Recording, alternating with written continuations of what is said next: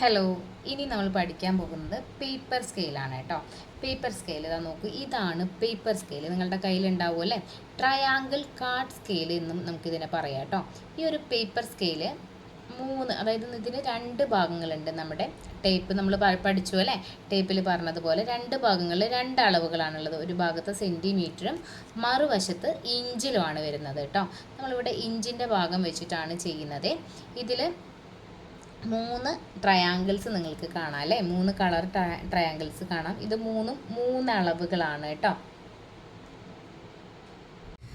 Paper സ്കെയിലിനെ പറഞ്ഞു അല്ലേ, fashion ഡിസൈനിങ്ങിൽ നമുക്ക് ഒഴിച്ചു കൂടാൻ പറ്റാത്ത മറ്റൊരു ഐറ്റമാണ് പേപ്പർ സ്കെയിൽ എന്ന് പറയുന്നത്. അതായത് നമ്മളൊരു മെഷർമെൻറ്റിൽ ഡ്രസ്സുകൾ ചെയ്തെടുക്കുന്നതിന് മുൻപായിട്ട് അതിൻ്റെ മിനിയേച്ചറിൽ, അതായത് ചെറിയ രീതിയിൽ ചെറിയ അളവിൽ ആ ഒരു ഡ്രസ്സ് ചെയ്തെടുക്കാനും അതുപോലെ റെക്കോർഡ് ബുക്കിലൊക്കെ വരച്ചെടുക്കാനുമായിട്ട് നമ്മൾ യൂസ് ചെയ്യുന്നതാണ് ഈ ഒരു പേപ്പർ സ്കെയിൽ കേട്ടോ.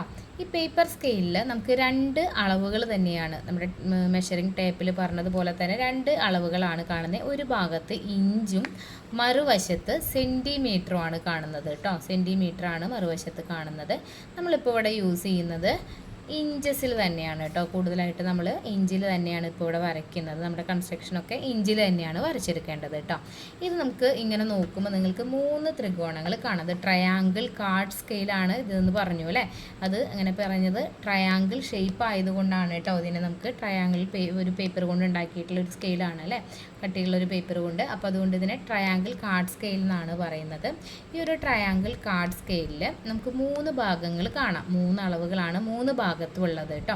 അതായത് മെഷറിംഗ് ടേപ്പിൽ അളവിനനുസരിച്ച്, അതായത് നമുക്ക് ഒരു ഭാഗത്ത് നിങ്ങൾക്ക് നോക്കിയാൽ കാണാം കേട്ടോ, സൈഡിൽ 1:6, അതായത് 1/6 എന്നും ഒരു ഭാഗത്ത് 1/5 എന്നും ഈ ഒരു വശത്ത് 1/4 എന്ന് എഴുതിയത് കാണാം. അങ്ങനെ 3 അളവുകളാണ് പ്രധാനമായിട്ടുള്ളത്.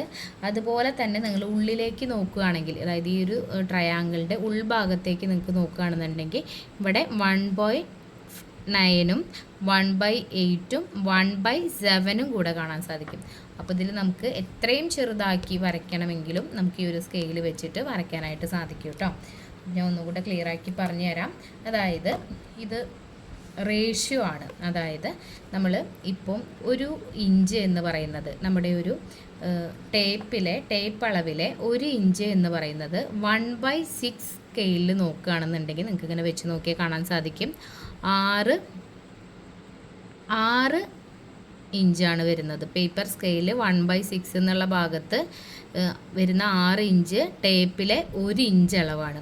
അതായത് ഈ 1 ഇഞ്ച് എന്നുള്ളത് 6 ഭാഗങ്ങളായി അല്ലേ, ഈ 1/6 എന്നുള്ളതിൽ. അതുപോലെ ഇനി 1/5 എന്നുള്ളത് നമുക്ക് നോക്കുമ്പോൾ നിങ്ങൾക്ക് കാണാൻ പറ്റും ഈ 1 ഇഞ്ച് എന്നുള്ളത് മെഷറിംഗ് ടേപ്പിലുള്ള ഈ അളവ് പേപ്പർ സ്കെയിലിൽ 1/5 എന്ന ഭാഗത്തെ അളവിൽ 5 ഇഞ്ചാണ് വരുന്നത് അല്ലേ. അപ്പോൾ അതായത് 1 ഇഞ്ച് അളവ് എന്ന് പറയുന്നത് പേപ്പർ സ്കെയിലിൽ 1/5 എന്നുള്ള ഭാഗത്ത് 5 ഭാഗങ്ങളാക്കി കഴിഞ്ഞു. മനസ്സിലായോ?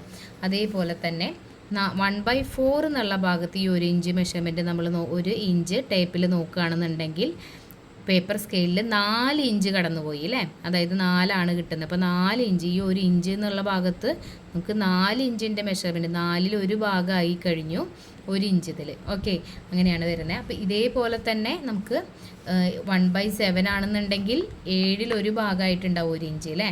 അതുപോലെ 1/8 ആണെന്നുണ്ടെങ്കിൽ 8ൽ 1 ഭാഗമായിട്ടുണ്ടാവും. 1/9 ആണെന്നുണ്ടെങ്കിൽ 9ൽ 1 ഭാഗം കേട്ടോ. അങ്ങനെയാണ് വരുന്നത്. നിങ്ങൾക്ക് ക്ലിയർ ആയെന്ന് വിചാരിക്കണോ? ഇനി ഞാൻ ജസ്റ്റ് ഒന്ന് വരച്ച് കാണിച്ചു തരാം കേട്ടോ. അപ്പോൾ നിങ്ങൾക്ക് ഒന്നുകൂടി ഒരു ഐഡിയ കിട്ടും. മെഷറിംഗ് ടേപ്പിൽ നമ്മളൊരു അളവ് എടുക്കുകയാണ്. അപ്പോൾ ഇതിൽ നമുക്കൊരു 7 ഇഞ്ച് അല്ലെങ്കിൽ ഒരു 6 ഇഞ്ച് അടയാളപ്പെടുത്താം അല്ലേ. 6 ഇഞ്ച് എന്ന് പറയുമ്പോൾ നമുക്ക് ഇവിടെ മുതൽ ഒരു ടേപ്പിലാവുമ്പോൾ കുറച്ച് അധികം ഉണ്ട് അല്ലേ. 6 ഇഞ്ച് എന്ന് പറയുമ്പോൾ നമുക്ക് ഇത്രത്തോളം വരുന്നുണ്ട്. അതിന് നമുക്ക് ഒന്ന് ജോയിൻ ചെയ്യാം കേട്ടോ. 2 പോയിൻ്റ് നമ്മൾ അടയാളപ്പെടുത്തിയതിന് ശേഷം നമുക്കതൊന്ന് ജോയിൻ ചെയ്ത് കൊടുക്കാം. വേറൊരു സ്കെയിൽ നിങ്ങൾക്ക് യൂസ് ചെയ്യാം. ഞാനിവിടെ പേപ്പർ സ്കെയിലാണ് എടുത്ത് വെച്ചിരിക്കുന്നത്, അത് ഉപയോഗിച്ച് വരയ്ക്കുന്നു കേട്ടോ. ഓക്കെ, അപ്പോൾ ഇത് നമ്മുടെ ടേപ്പിലുള്ള 6 ഇഞ്ചാണ് കേട്ടോ. അതായത് ടേപ്പിലെ 6 ഇഞ്ച് നമ്മൾ അടയാളപ്പെടുത്തി. ഇഞ്ചിനെ നമ്മളിങ്ങനെയാണ് എഴുതുക. ഓക്കെ, മുകളിൽ 2 വര. ഇനി നമുക്ക് പേപ്പർ സ്കെയിലിൽ ഇഞ്ചിൻ്റെ ഭാഗം കൊണ്ട് ഒന്ന് വരച്ച് നോക്കാം. ഈ അളവുകളിലെ വ്യത്യാസം നിങ്ങൾക്ക് അപ്പോൾ മനസ്സിലാക്കാൻ സാധിക്കും. ആദ്യം വരയ്ക്കുന്നത് 1/4 വെച്ചിട്ടാണ് കേട്ടോ. 4ൽ 1 ഭാഗം 6 ഇഞ്ചാണ് നമ്മൾ വരയ്ക്കുന്നത്.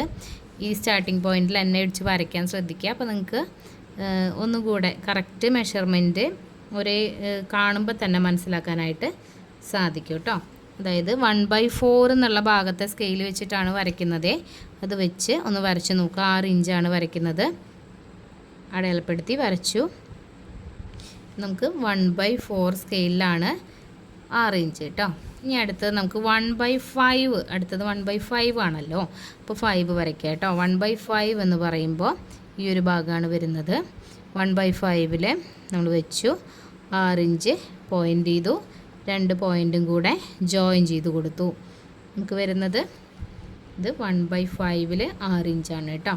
ഇനി അടുത്തത് നമുക്ക് 1/6 നോക്കാം കേട്ടോ. ഇപ്പുറത്താണ് വരുന്നത്.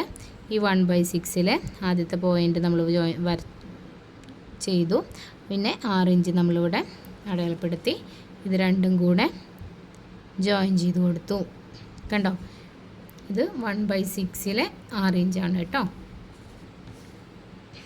ഇതുപോലെ നമുക്ക് ഉൾഭാഗത്തുണ്ടെന്ന് പറഞ്ഞോലെ അളവുകൾ ഉള്ളിൽ നിങ്ങൾക്ക് കാണാൻ സാധിക്കും. ഇവിടെ 1/9 ആണ്, ഇവിടെ 1/8 ആണ്. ഈ ഒരു ഭാഗത്ത് 1/7 ആണ് വരുന്നത്. ഈ ഉൾഭാഗത്താണ് കേട്ടോ, ഈ ബ്ലാക്ക് അല്ല, അതിന് ഉൾഭാഗത്ത് വരുന്ന ട്രയാങ്കിളിൻ്റെ ഉള്ളിലോട്ട് കാണുന്ന അളവാണ്. അപ്പോൾ നമുക്കിനി 1/6 കഴിഞ്ഞ് 1/7 ഒന്ന് ചെയ്ത് നോക്കാം അല്ലേ. ഇതിൻ്റെ ഈ ഒരു ഭാഗത്ത് ഇവിടെയാണ് 1/7 വരുന്നത്. അത് വെച്ചൊന്ന് ചെയ്ത് നോക്കാം. ഈ ഭാഗത്ത് കേട്ടോ, ഇവിടെയാണ് 1/7. ഇതിൻ്റെ നേരെയാണ് അടയാളപ്പെടുത്തുന്നത്. ഇവിടെ അടയാളപ്പെടുത്തി നമുക്ക് 6 ഇഞ്ച് ഇവിടെയാണ് വരുന്നത്.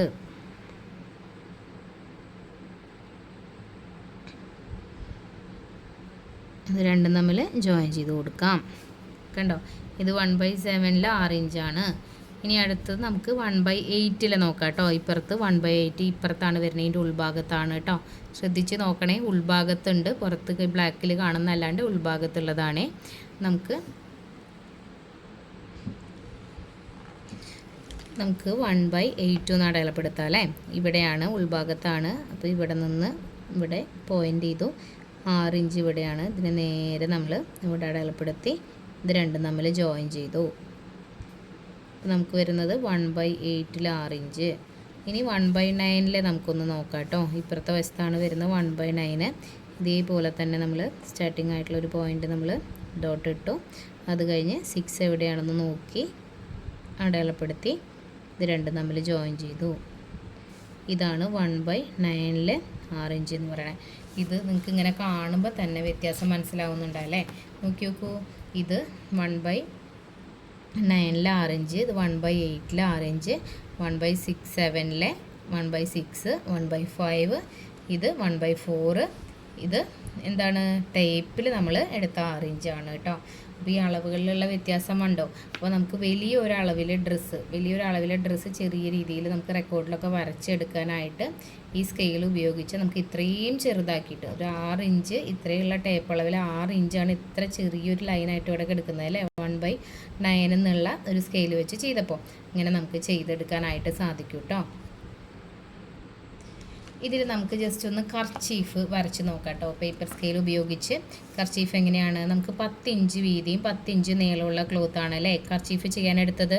അപ്പോൾ നമുക്ക് ഞാനിവിടെ വരയ്ക്കുന്നത് 1:6 എന്നൊരു അളവിലുള്ള, അതായത് 1/6 എന്നുള്ള മെഷർമെൻറ്റിലുള്ള ഒരു ഭാഗം വെച്ചിട്ടാണ്. അപ്പോൾ ആ ഭാഗം വെച്ച് വരച്ച് നോക്കാം കേട്ടോ.